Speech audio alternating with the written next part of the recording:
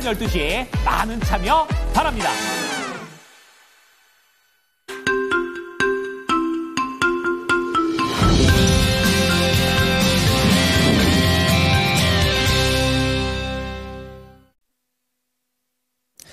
안녕하십니까. 모닝쇼 이건입니다. 자, 뉴욕 증시 이제 고점에서 계속해서 혼조 흐름을 보이고 있는데 이 간밤에도 혼조세가 이어지는 모습이었습니다. 거의 보합권의 움직임으로 보여줬었고 시장에서는 약간은 한산한 움직임을 보여줬습니다. 자, 그런 가운데 종전에 대한 이야기들, 여기에 더해서 연준 인사들의 매파적인 발언들이 나오게 되면서 시장에서는 이러한 부분들을 소화했던 하루였습니다. 자, 오늘도 모닝쇼를 통해서 시장을 한눈에 바라보시기 바랍니다. 첫 번째 하이라이트입니다. 자, 연준 인사들의 매파적인 발언 속에서 상품 시장이 흔들리는 모습을 보여줬었는데요. 국채가는 중장기물 중심으로 하락하는 모습을 보여줬고, 그리고 달러와는 반대로 강달러 흐름을 보이게 되면서 반응을 했습니다.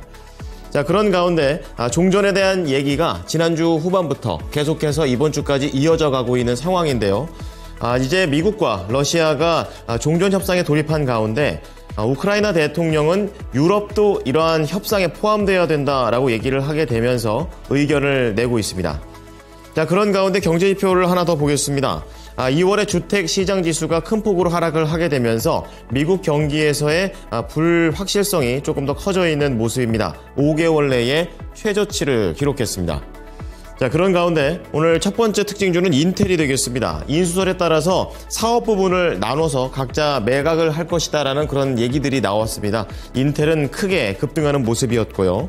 예, 그런 가운데 마이크론 테크놀로지는 미국의 큰 손들의 포트폴리오인 13F 이쪽과 관련된 매수식이 나오게 되면서 이날 상승세를 강하게 보여줬습니다.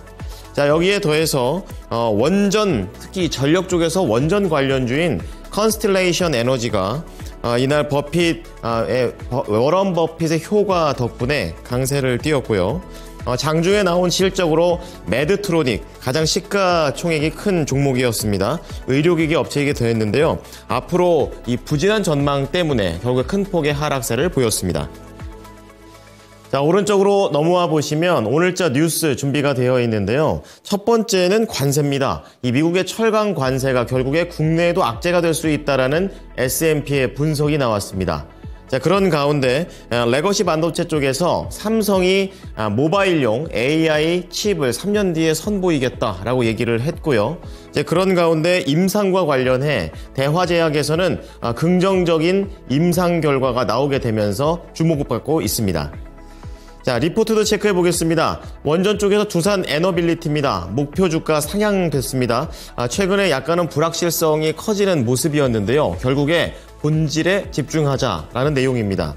자, 그런 가운데 스몰캡 중에서는 뷰노를 보도록 하겠는데요. 제목과 마찬가지로 해외 진출, 구체적으로는 미국이 되겠습니다. 이 원년이 된다고 얘기합니다. 그리고 에너지 쪽에서 풍력인데요. 목표 주가 하향된 CS 윈드가 되겠습니다. 어쨌든 2025년 실적은 또 다른 타워의 성장으로 볼 수 있겠지만 단기적인 트럼프 대통령의 이런 발언들 때문에 악재가 있을 것이라고 분석했습니다. 자, 뉴욕 증시 3대 지수 체크해 보겠습니다. 자, 이날은 거의 보합권의 움직임을 보였으면서 방향성을 부재한 모습인데요. 다우 지수가 0.06, 그리고 S&P 500 지수가 0.2% 오르며 나스닥도 0.05% 소폭 하락하며 거래를 마쳤고요. 이날 3대 지수 중에서는 S&P 지수만 소폭 오르면서 최고치를 경신했습니다. 자, 첫 번째 주요 뉴스입니다. 바로 연준 인사들의 발언이 되겠는데요. 최근에도 간밤에도 그랬지만 계속 매파적인 발언들이 나오면서 금리 동결 쪽으로 분위기가 굳어가고 있는 상황입니다. 자, 이로 인해서 간밤에 국채 가격이 내리고 그리고 달러와는 강세를 띠는 모습이었는데요. 크리스토퍼 월러 이사의 말에 따르면 지금 당장은 금리 인하를 일시 중단해야 한다. 물가지표가 1월 다시 한번 실망스러운 모습을 보이면서 인플레이션의 진전이 고르지 않음을 보여줬다라고 판단했고요. 이로 인해 채권 시장의 펀드 매니저들은 5년물 국채를 중심으로 장기물의 포지션을 취하는 것을 고객들에게 권고하고 있다고 얘기했습니다. 이날 달러와도 강세를 띠면서 106.97을 기록했었는데요. 역시 매파 연준의 영향을 받았고 추가로 유럽 국가의 방위비 지출이 높아질 가능성에 독일의 국채 수익률이 상승한 것도 작용했다고 해석했습니다. 예, 다음은 종전과 관련된 그런 내용이 되겠습니다. 현재 미국과 러시아가 이 사우디에서 러시아 우크라이나 전쟁 종전 협상을 본격적으로 시작한 가운데 우크라이나 대통령은 현지 시간으로 18일 에르도안 튀르키예 대통령과 만나 종전 협상에는 유럽도 참여해야 된다라고 주장을 했습니다. 젤렌스키 대통령에 따르면 유럽은 우리 세계의 운명과 관련해 필요한 안전보장 발전과 대화에 미국과 함께 참여해야 된다고 얘기를 했고 튀르키예 대통령 역시 우크라이나의 영토 보전과 주권에 대해서는 이견이 없다고 얘기하면서 트럼프 대통령의 빠른 속도 협상은 존중을 하고 그리고 튀르키예 입장과 일치한다고 얘기했습니다.